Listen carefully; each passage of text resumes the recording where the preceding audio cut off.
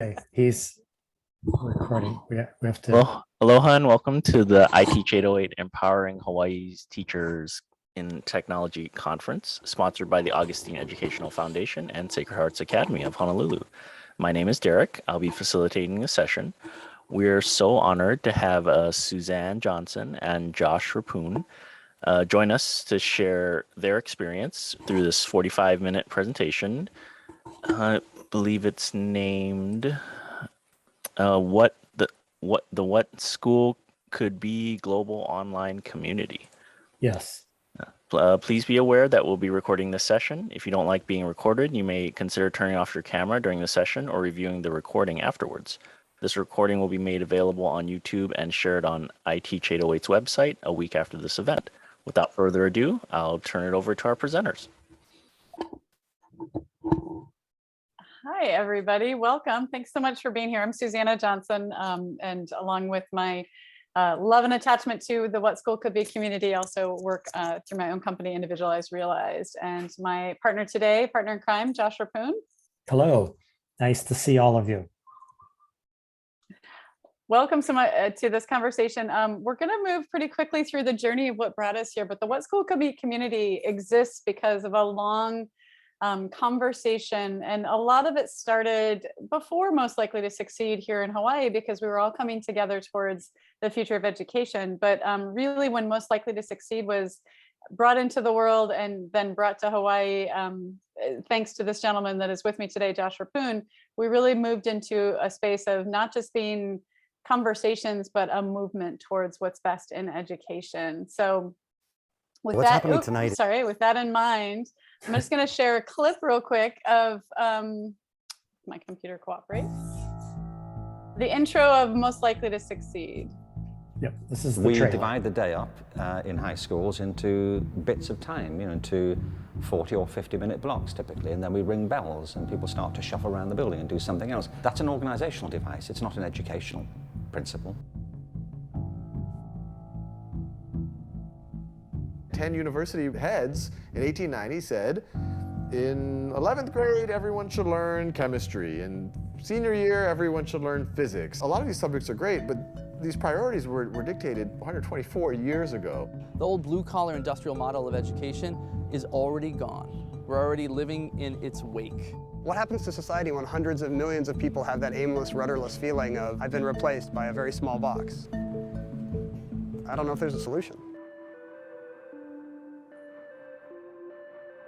We all learn in different ways. This isn't the way to do it. This is the way that I did it. If the assignment is you get it back and you crumple it up and throw it in the trash can, that's kind of one student experience. And if the assignment is to produce something that you're going to present to professionals in the field, that's completely changing the whole dynamic.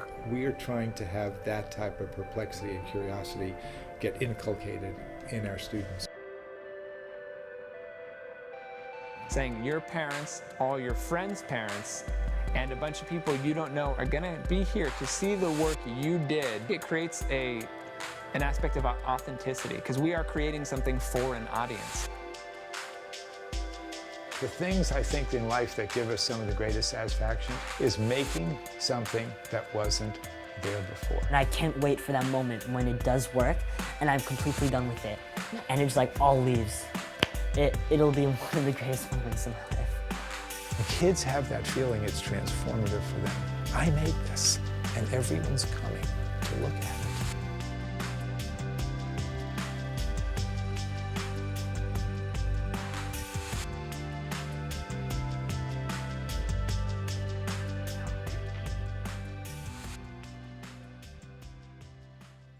Wow. It's interesting because we're celebrating the 7th anniversary of Most Likely to Succeed this week, and we've been having conversations the past couple of days as well as screening. So if you haven't had a chance to see that movie, please reach out. We're happy to share that with you. But it led us to a conversation of what school could be. And Josh, I'm going to let you jump in a little bit on that journey and that conversation of bringing Ted Dintersmith to Hawaii, and then his journey around the country to this movement of what school could be. Yeah, thanks, Susanna.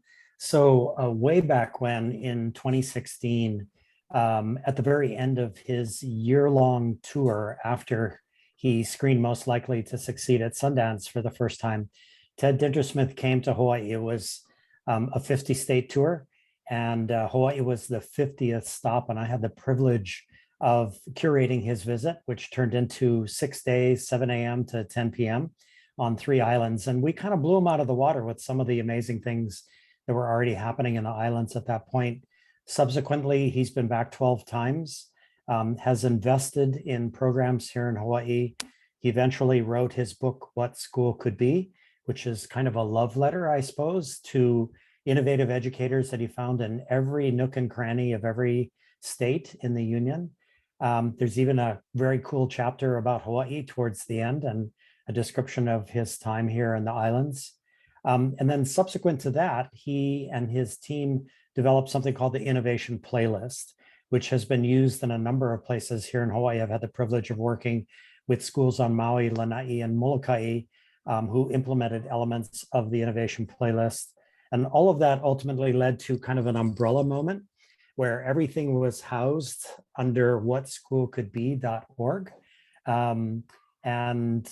As a result of that housing, then we saw the development of a sort of parallel universe to go with the resource library and the Innovation Playlist, which is the What School Could Be community, which is Susannah is going to talk about here. So that's kind of the journey of Ted coming to the islands and how we got involved. And I think, you know, Susannah, you mentioned last night was the 25th anniversary of that screening at Sundance. So we screened the film twice yesterday, once on the East Coast and once for the Pacific Coast.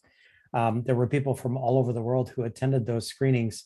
I think it's fair to say that Hawaii might be possibly #1 in the nation in terms of the number of screenings of most likely across the islands. We'd like to hold that distinction, which means that it's had a pretty profound effect on educators here in the state. Absolutely. And just to verify, you guys can see this without me going full on in the screen where you can just see this. Yeah, just wanted to give this preview, and we'll flip it into the actual community in just a few minutes. But the idea of the What School Could Be community came out of what Josh was speaking of in terms of the Innovation Playlist and all of these resources existing for educators for free. And along with the Innovation Playlist, along with these videos, are discussion questions and extra resources. And it's sort of a how to take some of these steps towards more authentic and deeper learning, which I know everybody that is here in this conference is invested in and interested in. But the What School Could Be community platform is pretty easy in terms of how you can engage with it and find it. All you have to do is join. It's free. We're really mindful of making the space safe for educators, so there's not any advertising or weird people. We keep a close eye on that happening, and we're at 5,100 members today, almost 5,200, which is amazing since we're less than a year old. But what's happened out of the What School Could Be community that is most profound to me is the connection with other educators worldwide. We are all across this country, but we're in also 76 countries globally, and having this conversation about what education could be with that number of people from that broad set of perspectives really changes the way that we can think about our own change. When I think about my time in the classroom, I just left the classroom 2 years ago. I was primarily at Assets High School, my career, and worked towards individualized learning practices there. But when I think about my time as an educator and what it means to be able to now hear stories and learn from other educators, it's just a big leap and bound into how we can grow together, right? So you have access not just to the Innovation Playlist that live there, but also this huge network of people that are doing awesome things, just like the people that are on this call today. So with that said, I'll let Josh go ahead and share his screen on the community, and then we'll talk a little bit about the space and about joining the community and what's happening. For one of the things, as he's pulling that up and getting into it, when we talk about the 7th anniversary of Most Likely to Succeed and having these screenings and conversations, just an hour ago, we were in a conversation with Ted Dintersmith and Tony Wagner, and people from the community sharing their stories about what they're actually doing and what's happening in the community. You'll see there, Josh has actually pulled up his screen. He's welcoming a new member right now, which is always wonderful. We love that, to engage with all the people who are coming in. But when you come into the community, you first come into the space of the homepage, which is like a social media type feed. That's what it's meant to mirror and look like. The difference here is, again, you're not going to get the advertising and people, coming at you with the groups. But when it comes to the feed and how you can engage with it, one of the best ways that you can do this is just to start scrolling and finding things that are interesting. You can also sort by particular topics. You can find different courses and resources. Those kinds of things are available to you. You can find people using the search bar, or particular events that are happening. For instance, if you want to see the recap of those, the video with Ted and Tony in this conversation about the journey since Most Likely to Succeed, that recap will be posted up hopefully by this weekend and be able to be there.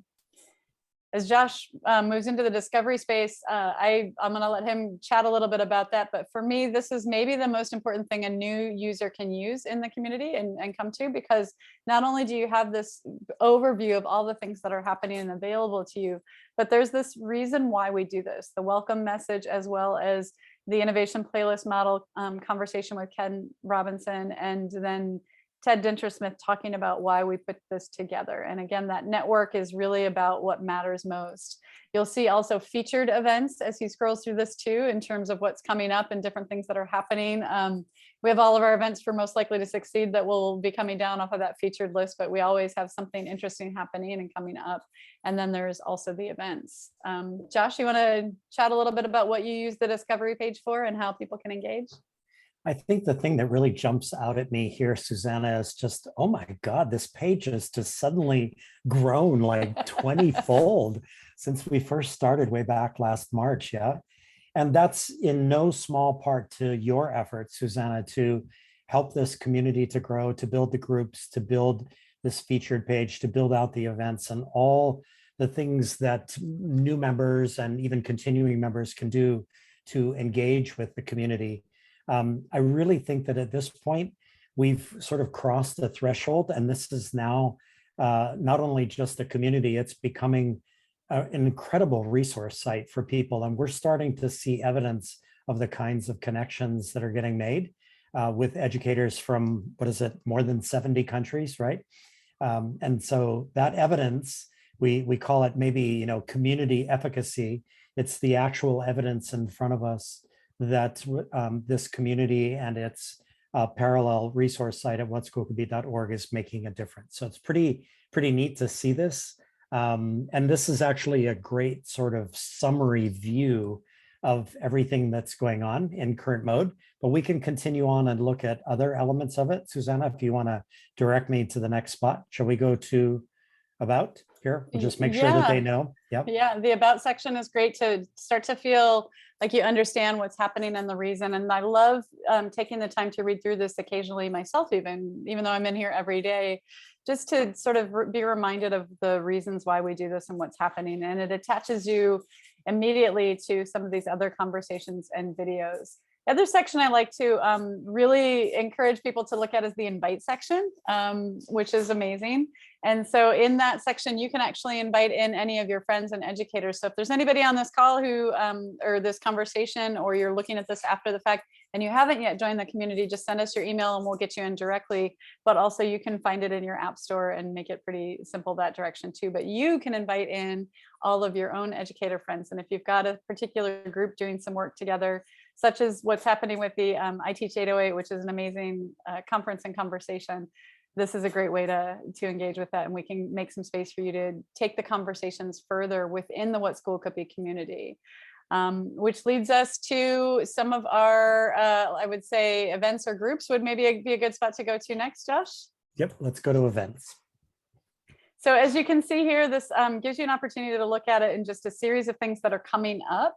But we're doing amazing stuff in terms of professional development that is available and free for you, but also just really great conversations. So we see that video there from the conversation with Most Likely to Succeed, but then we also have our book study that we're doing right now. We're in the final week with Jan Awasi, which is an amazing book. If you haven't read this yet, please pick it up. And then you can also watch the videos to see the conversation with Jan, but you're welcome to join in that conversation tomorrow. So we've got book studies happening all the time, and it's been a great conversation with her in the community. And again, engaging with educators in other places in the world that are learning about what it means to educate with Aloha, which is exciting and super fun for me. There's also in the events, you'll see a listing that this great pink icon that takes you to Project Joy stuff. There's a group for that. But we are dedicated in this community to helping to fill everybody's cups as they need them right now, which is a big deal. Everybody is having a tough time. Everybody's dealing with a lot of stress and intensity when it comes to education. And so this is a free resource for everybody who engages in the community to be able to do some mindfulness and meditation, as well as yoga and other conversations.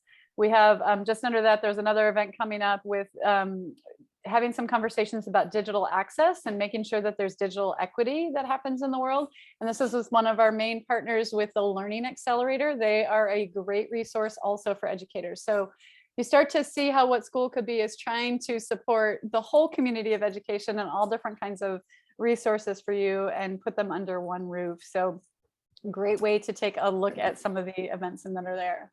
What else do you like to check out when you're here, Josh? What are some of your favorite spots to see? Susannah, I wanted to go back for a second sorry. to Jan Iwase's book. You know, for everybody who's on the call today and who may be watching this later asynchronously, Jan Iwase's second book is an absolute marvel. I had the privilege of being a manuscript reader. I'm one of the people who endorsed the book. My endorsement is on the inside cover. I think that this is a book that could be read, maybe should be read, by every educator and education leader. Jan was one of the very first principals in our Department of Education to blog, and to blog openly with her whole community about what she was doing as a leader at her elementary school. This book is a reworking of 20 years of blogs into this marvelous sort of thematic journey of her life communicating with her community. And I'm just so stoked, Susannah, that she's having this opportunity to engage with people even outside of Hawaii with her book. So I just love these book series so much. I'm part of one myself right now, which actually we can scroll down and open this one. This is the When You Wonder You're Learning book by Greg and Ryan. I still have trouble with Ryan's last name. Go ahead, Susannah. Okay. But this is really the life of Fred Rogers of Mr. Rogers' Neighborhood. And this is absolutely a wonderful book study. And I feel like I'm back in school again. So I would say if there's one thing here, it's just that there's a tremendous amount of really interesting content that people engage in. We'll get to the groups in a second, but there's a lot going on here. And as we go into 2022, we're more and more interested in the content that will come up out of the community from our members as we grow. I'm going to point also while we're here to the playlists and courses. Okay. And I feel like this is a really strong spot. And I want to come back around. We'll hear from, we've got a video that we'd like to share that shares a little bit about how some other people are feeling about the community. And I definitely want to get to that in just a couple of minutes. But as you go into the playlist and courses, you'll see at the very top of this, the innovation playlist series that has been put together by Ted Dintersmith and his team, and was all born out of this conversation in addition to work with Sir Ken Robinson. And in the first one, in the innovation playlist, you actually get a feel for what this looks like. So Josh, if you can click on that one.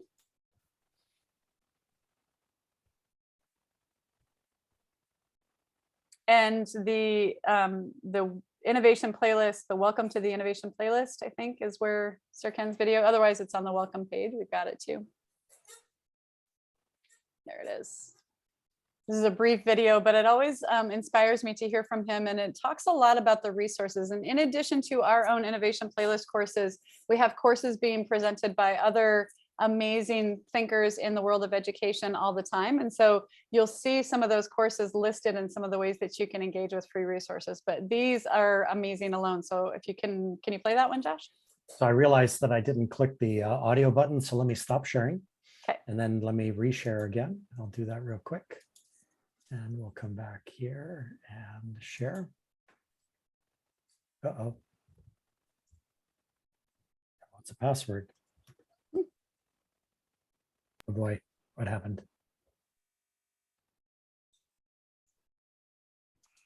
I can come back around to it. Okay, Here it are is. we back? There we go. Yeah. Okay, let's see if the audio is working properly. Hello, I'm Sir Ken Robinson, and I want to introduce to you a new resource to stimulate, facilitate and support innovation in your school and classrooms.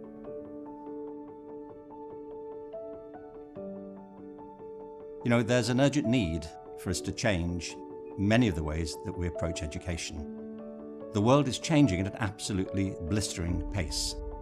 Just take new technology. Machine intelligence, which is promising a tsunami of change in work, in our culture, in our communities, is about to transform the whole context in which children are living and learning. And that poses big challenges and also opportunities for our schools. How do we prepare kids for a world we can't even imagine? In most schools today, there are wonderful teachers at work, great projects going on, highly committed educators and highly committed school principals and administrators. But the dominant model for a very long time in education has been about memorizing certain sorts of material. It's about particular sorts of academic work. It's about following instructions. Often these are pretty narrow skills that machine intelligence is likely to perform flawlessly and certainly much more efficiently than human beings. It doesn't mean we shouldn't practice them, but we do have to focus on what it is that makes people especially human in this whole new world. What are the capabilities that children will really need to flourish, to succeed and to become fulfilled? I think they're going to include creativity, curiosity, compassion, collaboration, audacity, and taking responsibility for our own learning and a sense of purpose. It's important that we encourage all of these capabilities in our schools. And we can do it better than we do it now. The fact is that people are hugely committed to promoting better forms, more creative, more innovative forms of education everywhere. But often people feel daunted at the prospect. Many people wonder how they can possibly change a system that's so large, complex, and so highly regulated. But the fact is that education is changing, and it can change even faster. The Innovation Playlist is a resource that will help you take small steps to reimagine the future of education in your school and your classroom. You'll find here many short and inspiring examples of practical steps which have been tried and tested by remarkable teachers and schools everywhere. Each has a short introductory video, followed by a step-by-step guide to implementing these changes in your own classroom or school. We recommend that you start with the Mobilize Your Community album to build enthusiasm and commitment across the whole school community. Here's how you might use this album. Form your committee of 10 with a group of people who are as passionate as you are about reimagining school. Schedule a launch event to share your enthusiasm and commitment with the broader community of the school. Build the audience through emails and social media and by sharing one or more of the compelling videos from the playlist. At your launch event, screen the acclaimed film Most Likely to Succeed, something that's worked well for thousands of schools so far. Invite your community to discuss what skills and mindsets they view as essential for your children. There's real power in building this consensus.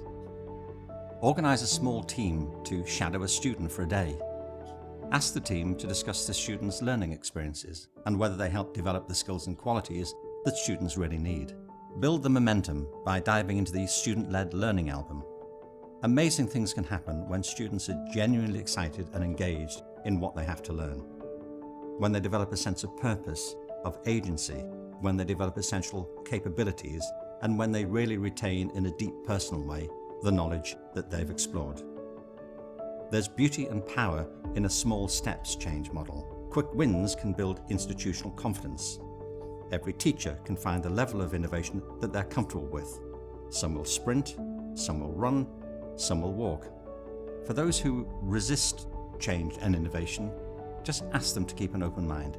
It's okay for students to experience a diversity of learning environments. That's how the student-led learning album works. Perhaps at your next faculty meeting, someone might ask, would some teachers be willing to try curiosity time this month? At a later faculty meeting, have these teachers discuss lessons learned and the creative approaches they took with curiosity time. Celebrate the step, not the teacher. Encourage others to try curiosity time in the coming months. Also note the importance of students' abilities to ask thought-provoking questions. With this approach, you're helping to create a culture that makes it safe for teachers to innovate.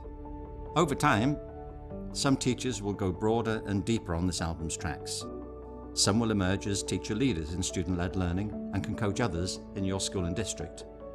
Many others, at a pace they're comfortable with, may shift their practice towards more student-driven learning. When you're ready, take on a new album that reflects your school's priorities. Down the road, some of your teachers will start creating their own albums and playlist tracks, and we hope they do, and when they do, we'd love to hear about them. Drawing from this playlist, we hope you can create a school culture that helps to unleash the creative potential of your teachers and students, and to prepare them to thrive in our dynamic and ever-changing world. Remember, small steps can lead to big changes.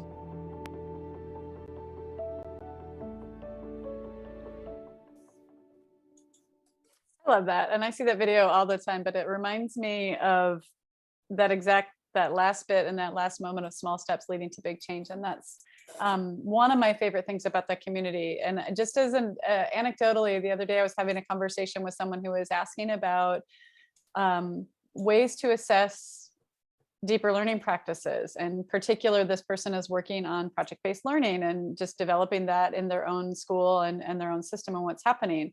And in addition to a couple of other resources I was able to point to, I shared that there's a great academy called Kupuho Academy that does this stuff and has this great model. Sorry, Mark Hines, I know you're here, but I was just talking about you the other day and saying, this is a great example. And this is one of the things that you can find through the What School Could Be community, but also just through the whole movement of connecting with other educators to be able to increase your practices and figure out ways that you can implement some of these better transformational, deeper learning models into your own classroom or your own school or what's happening. And as I think about what's happening here in Hawaii and how, yes, today, this week, for sure, the conversation is all about who's in school, who's not in school, and how are we taking care of each other through this really challenging time. But even in the midst of this really challenging time, and for the past 2 years of this pandemic and what we've all been going through, what I've seen here in Hawaii is we remain very much so committed to not only the movement of making school what it could be and what it should be for deeper learning practices, but also committed to each other and taking care of each other. And this conference, this conversation, and the What School Could Be community, all of these have in mind that idea that we are in this together and we can actually make some changes together. Josh, you have some thoughts on the playlist and what you're seeing and what you're feeling? Yeah, thank you, Susannah. Actually, my favorite is mobilizing your community. It's kind of my theme from going back, 5-6 years.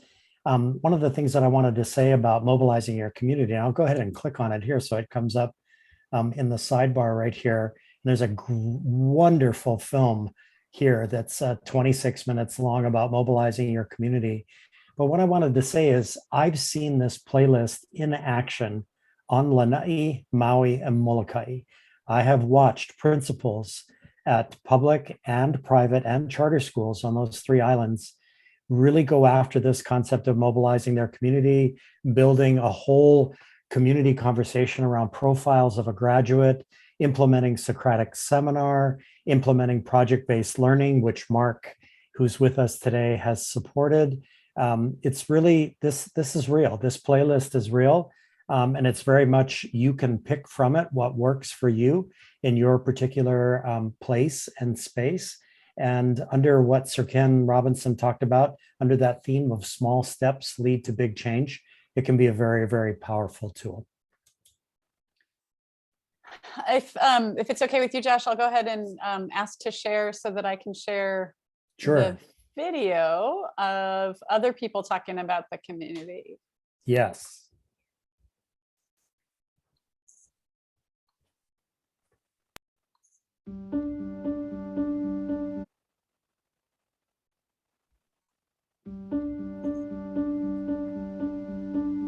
The word that comes to mind so much is like standardization.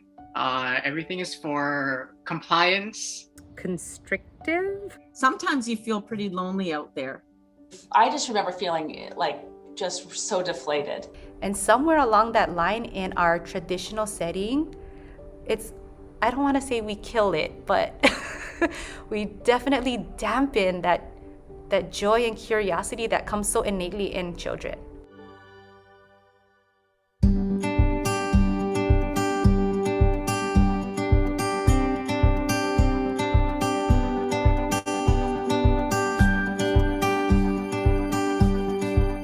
what school could be, allows that professional learning to be ongoing, but it's also a bit of choose your own adventure. What is it that you need now to support you in the work that you're doing with your students? It connects communities across the world, not just within my state, but across the state and even across to other countries. It strengthens the belief that we're in this together. We're having these great conversations, we're exchanging resources. You need a network of people to support you, encourage you, and inspire you. Everyone here is trying to reimagine school, so just ask your questions. I need to make a proposal to our board on a particular project. I put the question out on the app. Has anybody ever had to do this topic? And does anybody have any ideas? Sure, send us what you're working on, and we'll help review it, and we'll provide more resources like our thinking. Just seeing that there are these pockets, right, of innovation that are happening all around the world, and hopefully we can join our forces and work together.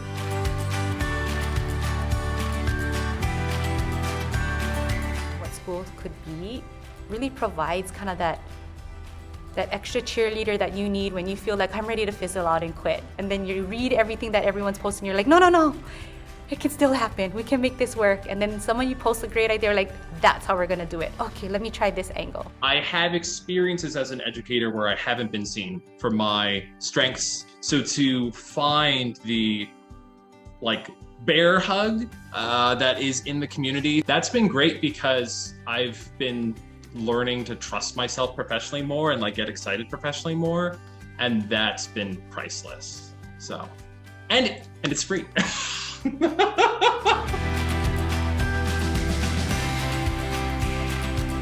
There's so many ways we can unlock student potential. This is our opportunity to really just expand and just blow open opportunities for them to explore and be curious again, ask questions, share their learning, create, and just see what happens. Let's see what we can find out together.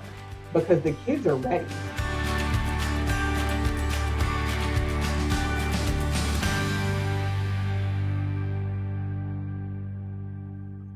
Jonathan's laugh is one of the great laughs of all time. I love that clip. Yeah. It truly is. I've lost myself in there I am. Yeah, it is. And I appreciate what we're hearing, and hopefully everybody caught that there are several Hawaii faces in that little video there too. We are a presence and a force to be reckoned with globally. So that's amazing. I just wanted to take a minute here. I know we've just got about 10 minutes left, and just make sure if anybody who happens to be in the room does have some questions or some conversation or about how to best use the community. We didn't yet touch on groups and those kinds of things, so we can come around to that too, but I wanted to make some space for questions. So if you happen to be have a question or have some thoughts or just want to learn more or share your own connection to the community, that would be great. We're happy to hear that at any time. So Susannah, I actually got a text from somebody who was asking about the groups. And I thought that I would reshare my screen, and let's go back to the groups for a second. Yes. Because you have worked really hard to build this out over the last 10 months. And I think that this is potentially one of the most powerful parts of the community. So I'm going to scroll really slowly through. Whoops, I'm clicked on the wrong place. Let me go to okay. groups. The playlists are important too, because if you haven't already, come back around to that.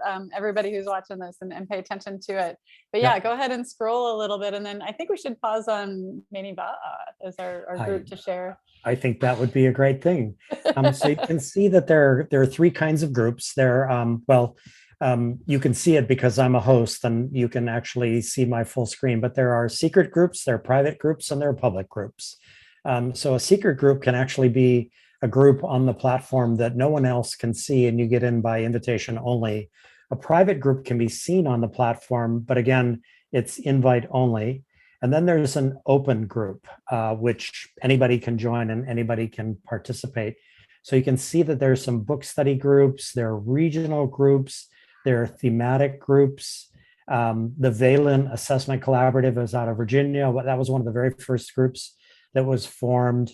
And there's even Ed Camp Ukraine here, the Catskill Collaborative Network, Kupuho Academy, which Susannah mentioned a little bit earlier, has a group here. Big Sky Change Ed is out of Montana, the great work of Micah Clarkson in that state.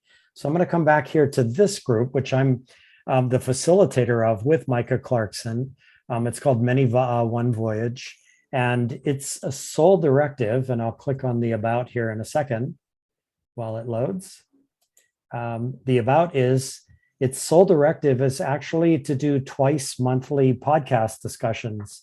So the members of the group who join the discussions have already listened to a podcast. We come in, we have these deep dives, these deeper learning moments where we dig into these podcasts. And these groups have become just absolutely wonderful places, safe spaces, open minds places for educators and education leaders to gather twice a month. And I think that's one of the major kind of elements of this platform, is that people can join in with these groups and be a part of these activities. And we're working pretty hard, right, Susannah, to try to balance this across time zones. Yes. And to make it possible for people to do this even outside the United States. So hopefully that answers the question about the groups. Feel free to explore. And then we wanted to come back to, let me go back to playlists again, right? Susannah, you want to say something about these playlists here? Sure, yeah, but just to follow up with the group conversation, Josh, what you're doing with the podcast group and what's happening in some of these other groups is real work is being done. And so, for example, if you have a personal learning network or personal learning community, PLM, PLC, whatever you call it, we have several of those groups who have their own space within the community, and they have meetings on a regular basis. They use the resources that are in the community. We also have initiatives being done by some pretty heavy hitters in terms of the work that's being done. You can see here in the courses, we've got our What School Could Be Academy work that's being done with the University of Kentucky. And they did some sprints for us in the summertime, just 3 weeks of really intense, really amazing stuff that happened really quickly. And that'll happen again this summer. But then we've also got the year-long academy work, which takes us from sort of meeting schools wherever they are and moving them forward in this process of the transformation journey and the change models. And so these courses all exist here, but there are also some really fun mini courses, or just happy courses like that one that Josh is on right now, the Keeping It Real with Coach Alice. This is a teacher out of Virginia who is documenting his process with his students, the good, the bad, and the messy, all the things that happen in the process of trying to make things better for students. And he works with kids who are labeled as at risk, although he doesn't act like that and they don't act like that at all. They're amazing kids, but these are short little 5-minute videos that you can just watch and see his journey along the way. In addition to that, in the courses, you can also find the prescription for project-based learning, which is a tongue-in-cheek nod to that process, because Jeff Robin, who was in the Most Likely to Succeed video and was a high-tech high instructor for a long time, brought this course to us and shared it. And so if you go into that course, you can actually jump into any of the sessions and you can see the videos, and that all lives there. So this asynchronous learning model is available to you all the time within the community. And so anybody who's just even starting on the journey of project-based learning, all of his videos, all of that work lives here within each of these different sections of his course, and it's available to you now for free forever in the What School Could Be community. So it's an amazing set of resources that exists. So if you have a group that you're trying to work with, or you're just trying to jump into doing some things that are maybe book studies or things like that, we can support that process with you. We can make some space for that for you, but you can also just take advantage of what already exists here and do the work with educators, as Josh has mentioned several times, all over the world in this conversation. Yeah.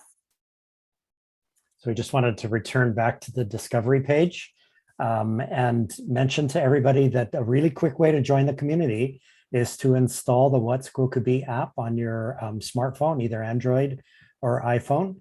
And then you can ask to join. You can also go to community.whatschoolcouldbe.org and join that way. Yeah. Any other questions about using the community or seeing anything that exists there? We want to make sure to have some space for that.